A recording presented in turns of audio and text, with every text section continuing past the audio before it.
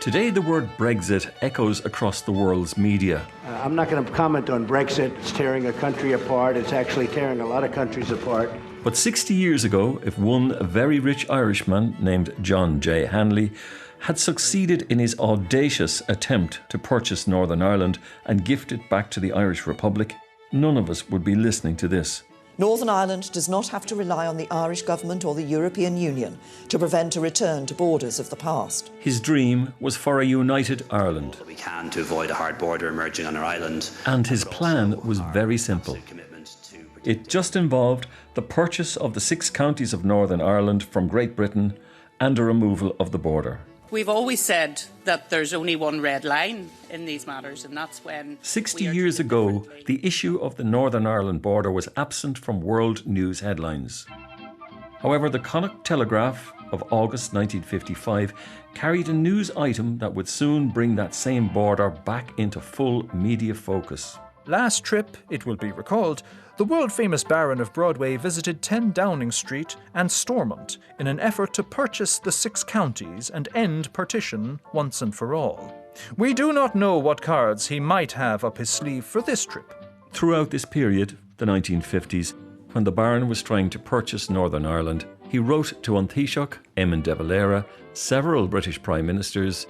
At one stage, he even wrote to King George VI, who referred the matter to the Home Secretary and who in turn concluded that he would not be justified in recommending to His Majesty to issue any commands on the matter. So how did the Baron of Broadway find himself in a position to offer anything up to €300 million in today's money to purchase Northern Ireland? Well, his story begins much earlier, in the village of Strand outside Newcastle West in County Limerick. My name is Katrina Collins and I don't personally know the Baron Hanley. I'm related to him, so how I'm related to him is through my father. My father would have known him as a child when he was growing up. John Hanley is, or the Baron of Broadway as he called himself, is from the parish of Monaghay in County Limerick where he was born and raised, and up until about the age of 19 when he headed to America via the United Kingdom, essentially to make his fortune. Back in Limerick, the Baron was known simply as John Hanley. His grandnephew, Liam Collins, suspects the origin of the Baron's title. See, he was born, no, I would know it would be up half a mile beyond that little bit of a village, known to be in the barony of Glenquin, on the side of the hill going up there. Now, there's nothing there now, any land, but there was houses there one time. That'd be, and see, there is an old castle there. There's a lookout tower still in good condition because the border works spent years doing it. But that's where I would think he took this idea of the Baron of Broadway from, the barony of Glenquin. He was born somewhere in the late 1800s. This is Katrina Collins, great-grandniece of Mr. John J. Hanley, self-styled Baron of Broadway. And definitely made his way to New York via England. He went his way through Dublin, then on to London, where he worked in bars, essentially got his money together and went to New York via Southampton and worked for a time in the Waldorf Astoria, according to himself. So in anecdotes in the papers that he has told about himself, he always references being a barman in the Waldorf. There does seem to be that continuous connection to working in the hospitality industry, essentially, which he certainly kept up by running the speakeasy in Broadway. The speakeasy in question, an illegal drinking establishment in New York City, was the Broadway Cafe, owned and managed by John Hanley. How he came to acquire this establishment is unclear, but having met the right connections in his time at the Waldorf Astoria to those amassing huge fortunes in New York City would have certainly helped. From the Broadway Cafe in the years when the sale and distribution of alcohol was banned by law, he made his fortune. John J. Hanley was now in his mid-20s. To succeed in his illegal business, it was necessary to take risks, and sometimes he got caught. The New York Times, published October 7th, 1919. John J. Hanley, proprietor of a cafe at Broadway and 92nd Street, was fined $500 yesterday by federal judge William B. Shepard after pleading guilty to a second violation of the Wartime Prohibition Act. A $500 fine in 1919 was huge money, but worse was to come. The New York Times published September 29, 1919. Automobile bandits visited the cafe and hotel of John J. Hanley, and after holding up Mr. Hanley, escaped with nearly $1,400. Hanley said 4 bandits entered the cafe as he was about to close up. A 6-footer, apparently the leader, pointed a revolver at him. They then ordered Hanley to open the safe. When he said he had forgotten the combination, the leader fired a shot over his shoulder. Hanley then remembered the combination. Despite such setbacks, Hanley's business forged ahead. Throughout the Roaring Twenties, Hanley appeared to mass a grand fortune, and during this decade he is reported to dress in a silk hat and sport a diamond-studded cane. He also got married to an Irish-American girl, Margaret Scanlon. They had one child, a girl, and she died young of meningitis. During this time, he also begins to occasionally return to Ireland. And how Hanley could earn such wealth in so short a time was only recently answered in an article which appeared in the Mahuna Parish Annual, covering local news in the areas near the Baron's hometown of Newcastle West. During the 1920s, it was suggested that the young Hanley try his luck with bootlegging, which was all the rage at the time when alcohol was illegal in his adopted country. Having made contact with known poitín makers in Connemara, Hanley, or as he was fast becoming known, the Baron of Broadway, made arrangements for poitín to be taken from Spanish Point in County Clare to Montreal in Canada via grain ships. The poitín was transported by road to the USA border and from there distributed across the United States. In short, the Baron of Broadway had turned from retailer to wholesaler of illicit liquor. He is still 20 years off making his first bid to purchase Northern Ireland, but now resides in a 9-roomed penthouse apartment on Broadway and tours America in a chauffeured Packard automobile, as his great-grandniece Katrina uncovered during recent researches. And in one particular journey across the States, he was driving a Packard limousine, and he made mention of the fact that he had 6 more of those at home in a garage. And that in fact he was on his way to Detroit on the way back to New York to place an order for 6 more. And he did indeed go to Detroit, and for sure, of course, at the time that would have been where the cars would have been ordered from anyway. And as we know now from his history, Detroit is actually where he ended up as well in the end. On his visits back to Ireland, the Baron regularly visited his home village of Strand in County Limerick. This was at a time when Ireland had just been partitioned north and south through the establishment of a hard border. The Baron of Broadway now had enough money to indulge himself in philanthropy. Perhaps this is when the idea of purchasing Northern Ireland and gifting it to the Republic first occurred to him. That aspiration wouldn't materialise for another 20 years. In any event, throughout the late 1920s, he began sharing his wealth with those less fortunate. News of which made it into the society pages of the New York papers that his great-grandniece Katrina has uncovered. So there's a piece in this that talks about his generosity. For 20 years, the Baron gave $1,000 every Christmas to an orphanage run by an order of sisters in New York. Now, for 20 years, $1,000 anyway for someone to give it, but for 20 years, he gave $1,000 to this orphanage run by the Order of Sisters in New York, and $50,000 to the De La Salle Brothers Seminary in Manhattan College for equipment and improvements. There's actually a plaque on the wall for him there, so that his name is perpetuated in a plaque in the college, situated beneath a statue of St. Patrick, which he donated, having commissioned the renowned Italian sculptor Volpi to sculpt it. Apart from being quite generous to his own family, which we would know personally, and to his chauffeurs and to the people of Strand, he was very generous in sporting terms. So he would have arranged for trips for GAA teams, particularly Kerry, Now, we are from Limerick, so we might let that one slide. But it's very interesting to see he is either hosting very elaborate events, lots of food, lots of drink, lots of pomp and ceremony and speeches, or he is the guest of honour at a lot of these events. But one of the common threads does seem to be the GAA and his generosity with the teams that are based in New York or with the teams that come visiting over and back. But philanthropy is a double-edged sword. No one likes to be left out.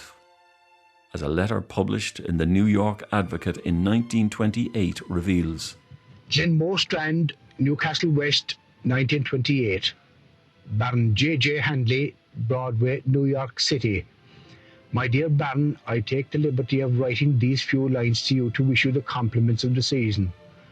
I am aware of your generous gifts to a number of people in the village of Strand at Christmas, gifts which were very much needed this winter, the hardest and most distressful we have experienced in years. I would point out to you that in your generous distribution of holiday gifts you did not include myself. I am sure it was an oversight on your part. I was speaking to W. McCarthy and he advised me to drop you a line and that my request would not be in vain. The friends here had a glorious Christmas through your kindness, trusting you will see your way to help one who is amongst the poorest of the poor. Renewing my wish to you for a very prosperous new year. I am yours, James Murphy.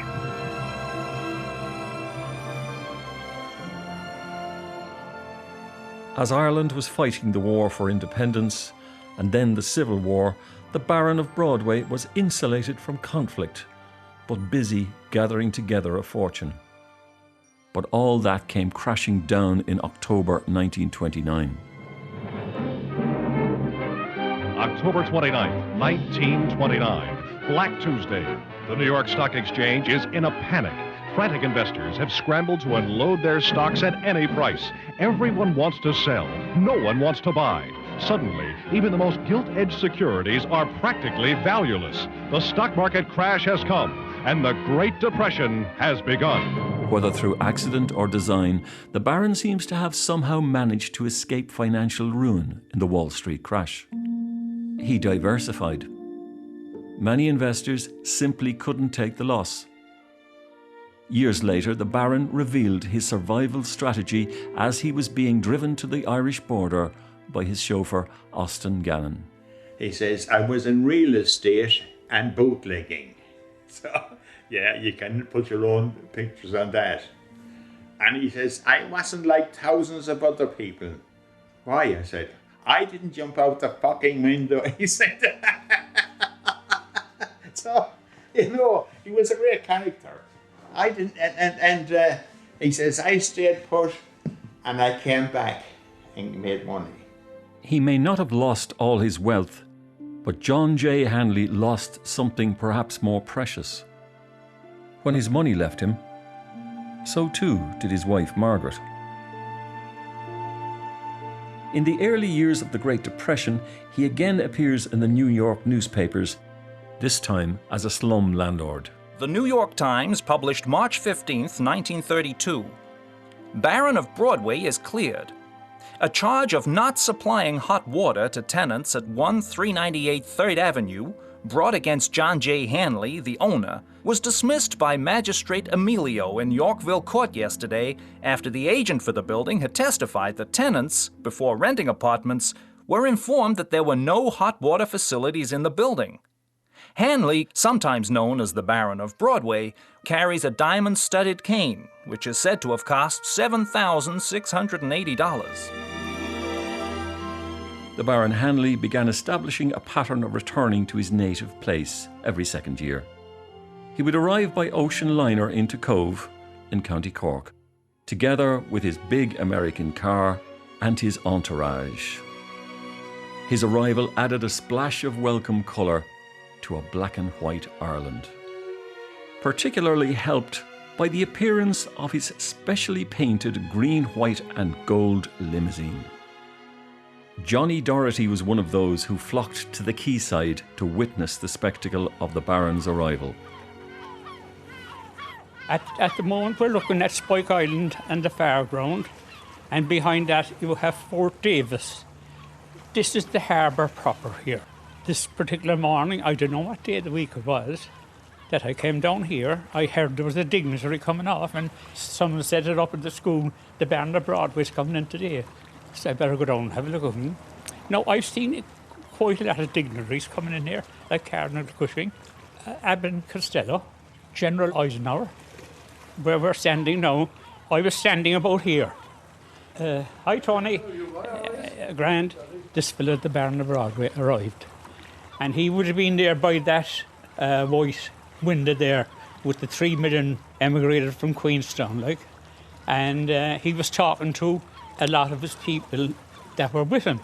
They came on the same liner. Baron, to me, like, he wasn't that tall. He was, kind of an average, about my own size. And that he wore a flat cap, one of these flats here with the heavy rim right around it. He had light rim glasses and he had a real American accent. And he was waiting for his car to come out of there. And I remember he had 2 little green, white, yellow flags up in the car.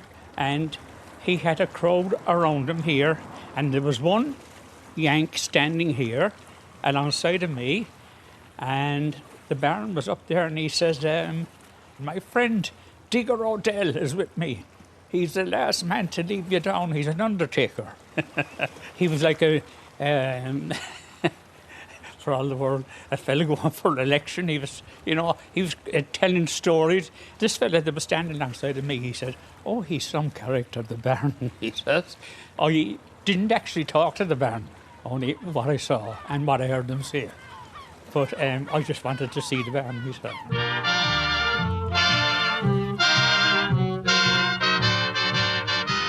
A returning Yank was always great news locally. Liam Collins, the Baron's grandnephew, recalls the excitement of those early visits of the Baron to his home place. I was about 7 or thereabouts, I would imagine.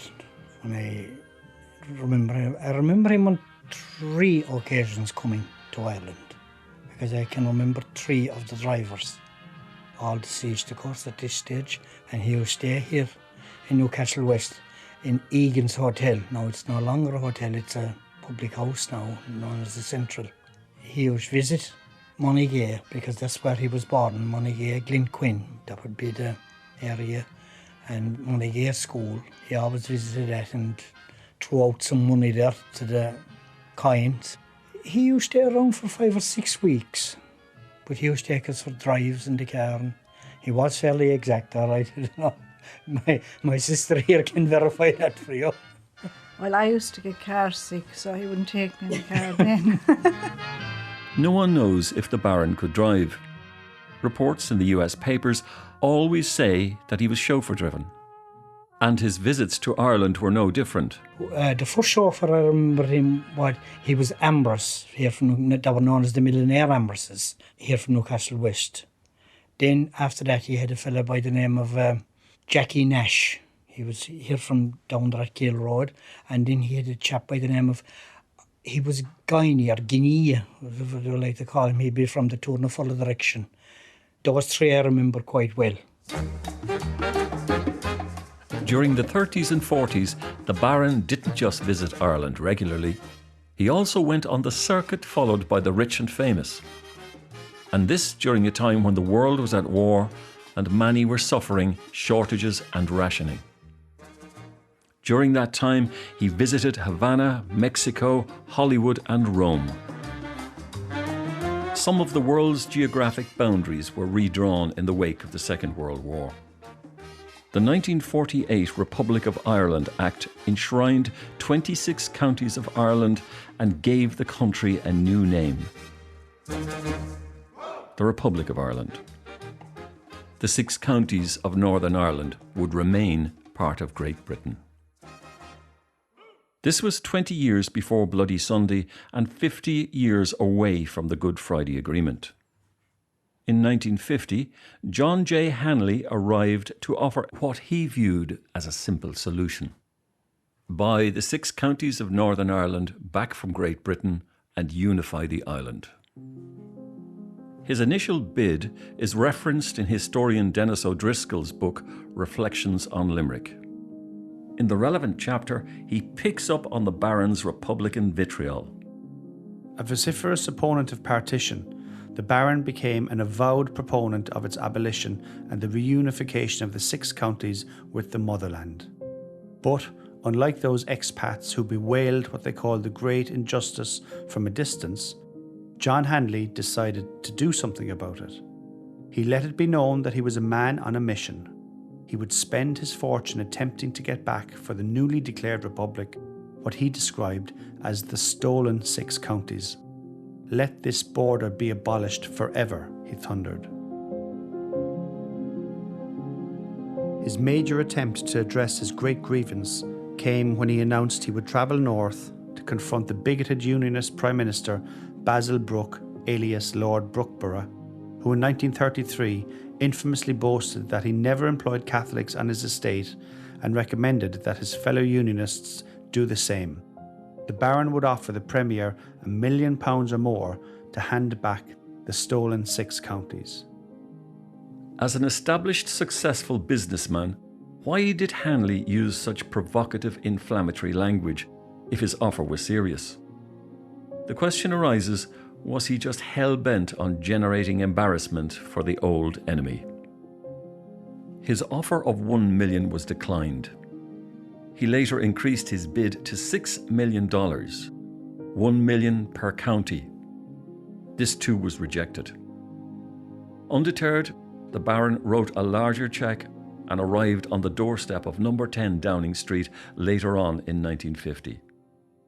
His new offer was reported by newspapers right across the globe, including the Sunday News from New York City. Broadway Baron offers to buy Northern Ireland for era, no sale. London, July 15th. John J. Hanley, who calls himself the Baron of Broadway, was turned down by Prime Minister Clement Attlee today in his attempt to buy up the 6 counties of Northern Ireland and present them to the Southern Republic.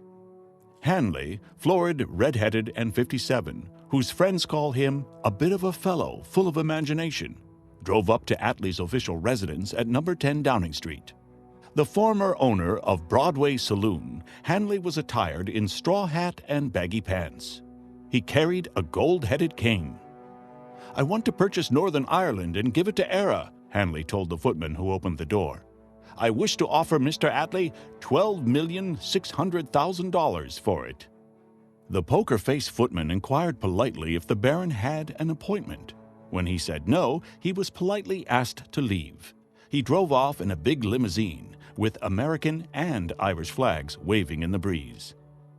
Hanley said he and his gold-headed cane had already visited Belfast to arrange the purchase of Northern Ireland, a fact which Belfast police verified with the added information that a riot started before the Baron of Broadway could see a single official.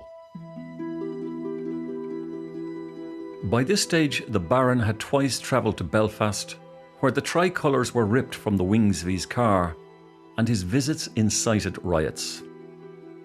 Add to this his visit to number 10 Downing Street, and you have 3 bids for the 6 counties, all flatly refused. If his plans were indeed to cause maximum embarrassment to the British government, then over the next year he looked to widen the stage for his ambition and take his scheme beyond the political sphere. The Baron of Broadway was, after all, a man with society connections. Connacht Telegraph, 24th of November 1951. Baron John J. Hanley, who visited Castlebar this year and while in town donated £100 as a first subscription to start a swimming pool, has been offered $100,000 for 90 days' work, making a picture showing his 2 trips across the border when the tricolour was torn off his car by Belfast police. The Hollywood Film Company making the offer would require the Baron to live in Hollywood for the 90 days it would take to complete the picture. But as the Baron would, in that time, have to neglect his other business interests, he has refused the offer on the grounds that the price is not high enough for him.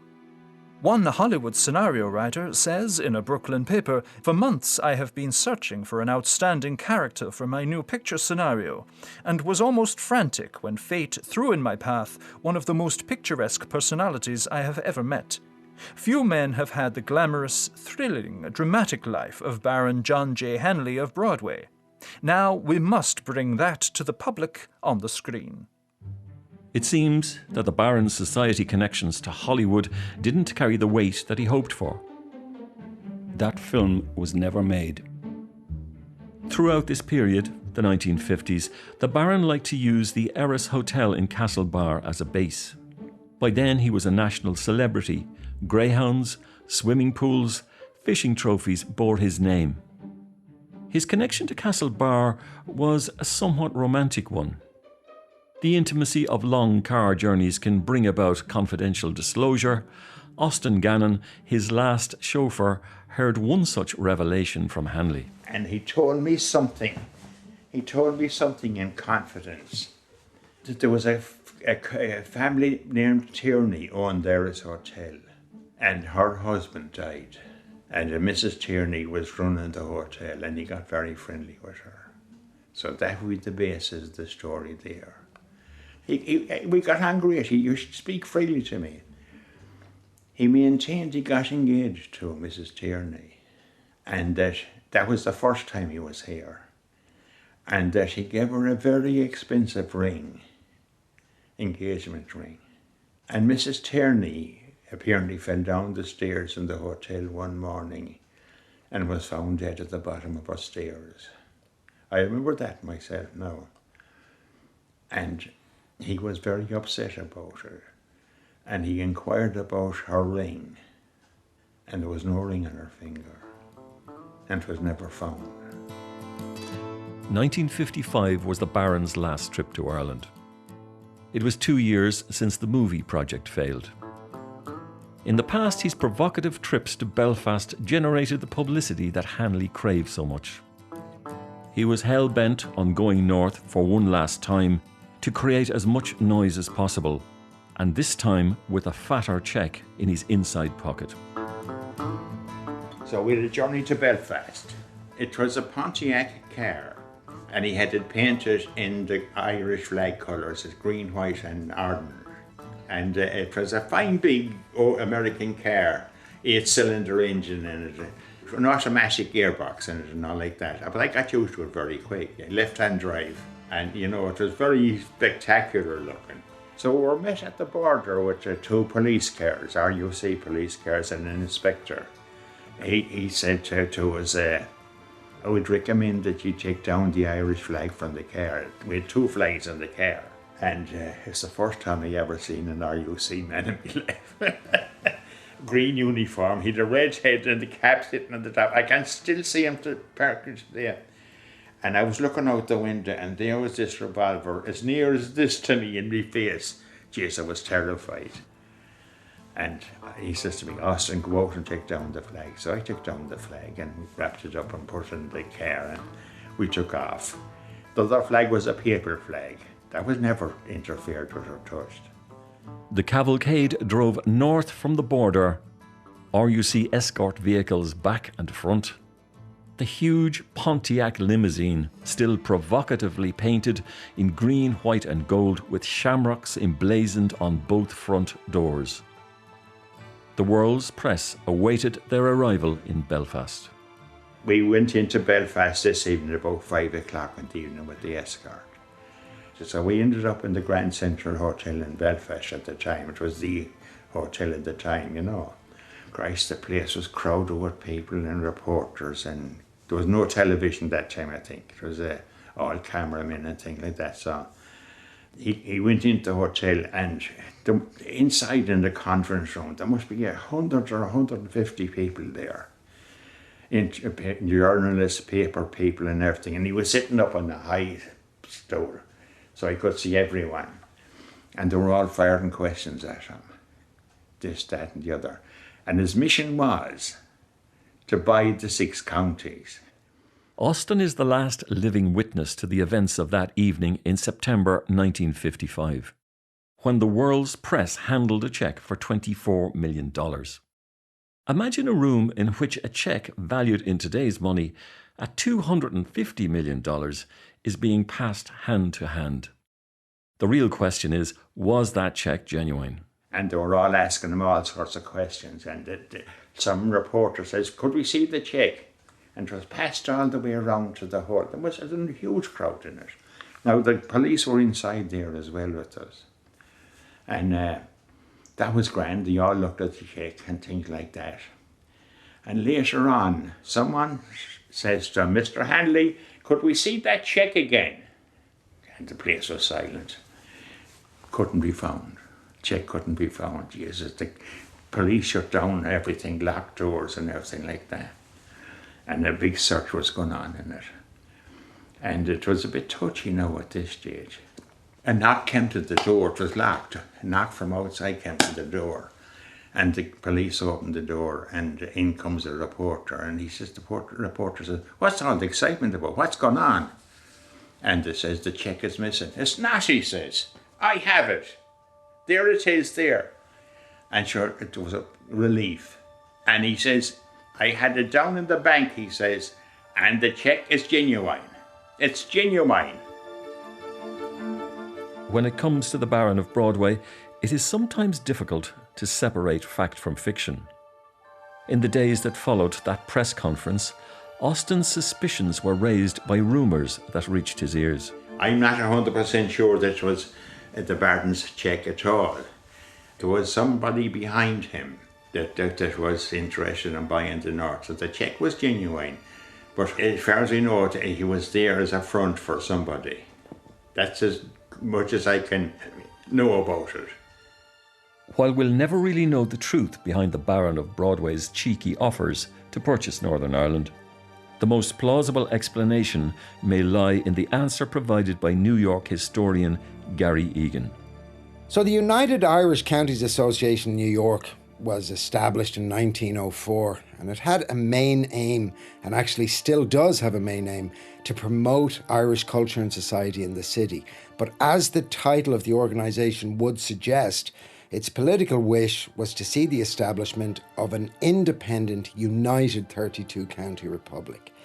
In the 1940s, a deliberate stance was taken to highlight the plight of divided Ireland. And they named it the Anti-Partition Campaign, and believed that by publicising the unnatural division of the island at every single available opportunity, they might embarrass Britain into entering reunification talks. John J Hanley would have been a prominent committee member of the New York Association, and actually he was the guest of honour at one of the dinners, and they presented him with a commissioned portrait to mark the work he had done for the organisation. And if you want to talk really in terms of embarrassing Britain, there was no better man capable to do this than the Baron Hanley of Broadway. Whatever about the veracity of that check, the following day, news of Hanley's offer made global headlines. Winnipeg Free Press, September 16th, 1955. Millionaire trying to bribe Orange men into republic. Irish-born John Hanley of New York drove into Northern Ireland with a $24 million check Thursday and offered to buy the country for the Irish Republic. Hanley, 63, who calls himself the Baron of Broadway, got a gruff reception from some bystanders. But he drove on undaunted into Belfast, flying the Irish Republic flag from his car.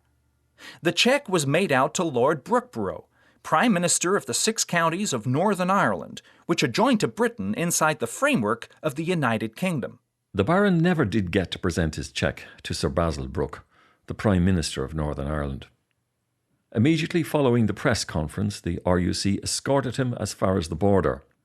Previously, his presence in Belfast provoked riots, and the dock workers were due to finish the evening shift. The Baron was standing on dangerous ground. Within weeks, the Baron would make his final offer ever for Northern Ireland. He would travel to the steps of number 10 Downing Street to do it. Before leaving, he called to his home place in County Limerick. His grandnephew Liam recalls overhearing his mother's scepticism at the time. I can remember travelling to Downing Street, and that time we weren't told much anyway. So we were too young, except to overhead something you weren't told, to be honest about it, in those days. I remember my mother talking about she was making a laugh of it anyway, like she says, this is not going to to work. But let him off anyway. She says, he seemed to have confided in her about that. So off he went, driven by his chauffeur Austin Gannon, in his green, white and gold, shamrock-bedecked limousine, ferried across the Irish Sea and straight to the door of number 10 Downing Street to meet Prime Minister Anthony Eden. But I knew where Downing Street was, so we pulled up, but we wouldn't be let up Downing Street. It was a cul-de-sac, but we're just along the corner of the road. There's a place kept for us. There's dozens of police around the place. So he was dressed in black, this with his hard hat and all like that, and his letters and what have you. Never a man to miss a press opportunity, the Baron of Broadway had choreographed his arrival at the Prime Minister's residence. Katrina, his great-grandniece, is holding a photograph from the time. This is him outside 10 Downing Street holding the tricolour as he's trying to meet the Prime Minister at the time. He even has a coronation and a fob watch, you'll notice as well. He's in his full morning suit attire. He's wearing essentially a top and tails. He's wearing a top hat. He's got glasses on. He's a portly man, I would describe him as. He's wearing a pair of white gloves. You can see a wristwatch on his hand as well. And he is unfurling a tricolour from one hand to the other in the photograph while facing the camera. As on all previous occasions, whether in Belfast or Dublin, the Baron found it difficult to get his message through. His cheque on this occasion, the 3rd of October 1955, is believed to have been for $32 million, although Austin says he never caught sight of it. And the two of us walked up Downing Street to number 10, and there's a few steps up to it. He says, Austin, will you ring the bell? So I knocked on the door of 10 Downing Street, and the door opened after a shorter while, and he walked up the steps, and he says, I wish to speak to the Prime Minister. And he was told by this secretary, whatever he was, that he wasn't in or he wasn't available at the time. But he would convey his request to the Prime Minister. And he handed them in letters that he wished to buy the 6 counties. So that did happen now, So we after a short thing, the secretary says, no, the Prime Minister was not available or not in or something like that. So we left there and we hit off then again. He was disappointed. The Baron of Broadway's offers were never formally refused, just ignored. So chauffeur and Baron returned back to Ireland, the 6 counties still within the realm of the United Kingdom of Great Britain. And some weeks later, they would part company for the last time. The Baron back to the US, and Austin back to his day job as a fitter. He did say to me, I want you to come back to America. I'll pay your whole way, he says. And he says, I'll have you either a firefighter or a policeman in New York straight away, whichever you wanted to do. I didn't want to go anywhere else, so I didn't go. A year passed by, the world moved on and tensions grew in Northern Ireland. One day in December 1956, Austin Gannon picked up a daily newspaper. And this day, in the morning, you're going to work, you'd always buy the paper. And sometime during the day, at lunchtime or having a break, I saw this on the paper. Baron of Broadway knocked down by car and killed in Detroit, I think it was. There was a little piece in the paper about it, and that nobody wanted to claim the body, that he was penniless. And yes, I was stunned. The death cert for John J Hanley records him as retired from the pawnbroking business and residing in rented accommodation in a Detroit boarding house. The newspaper reports that followed detailed a very different life story to the ones that he himself told. Baron of Broadway dies in accident. A body in a Detroit mortuary has been identified as that of John J Hanley, self-styled Baron of Broadway. Mr. Hanley was killed in a traffic accident. In his pockets were clippings describing him as the most popular Irishman on Broadway. Mr. Hanley, who was a native of County Limerick, made a fortune in New York and lost it in the crash of 1929. He once owned the Broadway Cafe in New York, but went to Detroit in 1942 and operated a pawn shop there. The Baron's death throws up more questions than answers. Did he in fact lose everything in the Wall Street crash of 1929? And if so, how was he able to give away hundreds of thousands of dollars throughout the course of his lifetime? Just 12 months after gracing the pages of global newspapers with a check in his hand for $32 million, how did he wind up dead, penniless, and his body unclaimed in a mortuary? The Baron's great-grandniece, Katrina Collins, offers a glimpse of a man searching to relive his days of faded glory. But he was living in a local boarding house, so he didn't own that property. There was a manager in that property. And the hotel manager's name was J.C. Park, and he said that Hanley liked to sleep all day and spend his night sitting around the hotel lobby telling anyone who would listen about his past exploits. With no one coming forward to pay for his burial, the city of Detroit interred him in Mount Olivet Cemetery in an unmarked grave. But we visited, because we found online where he was buried, so we visited the cemetery, and we were brought to the grave, and there's no headstone there. It would be nice to add a headstone to it, all right, but it's a beautiful graveyard. Probably ironic that he was knocked down by a car as well, when you consider where he was living and his love of big American cars. 10 days after the Baron Hanley's death, on December the 12th, 1956, the IRA launched their first border campaign with the bombing of a BBC transformer in Derry, the burning of a courthouse in Magherafelt, and the blowing up of an army barracks in Enniskillen. All that would follow would turn the Baron John J. Hanley's naivety into harmless, unachievable fantasy. And to this day, his chauffeur and family still wonder, where did all the money go? No, my mother wrote to the Irish Embassy that time. Now, what reply she got back was they didn't know whether he had money or not. And the embassy done some bit of inquiring, and they couldn't ascertain whether he had any wealth left or not.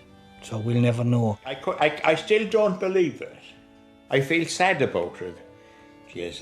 There's something funny happened. I don't know what happened. But I cannot see how he's died penniless. I'm still puzzled to this day about the money. He had money from somewhere in the 1950s, but possibly not to the level that he had when he was in New York. But I haven't found the hidden bank accounts yet, so perhaps they're in Switzerland. This was the story of John J. Hanley, the Baron of Broadway. A man who made and a man who lost a fortune. Someone who dreamed big, but in the end came to realise some dreams just cannot be bought. They are beyond price.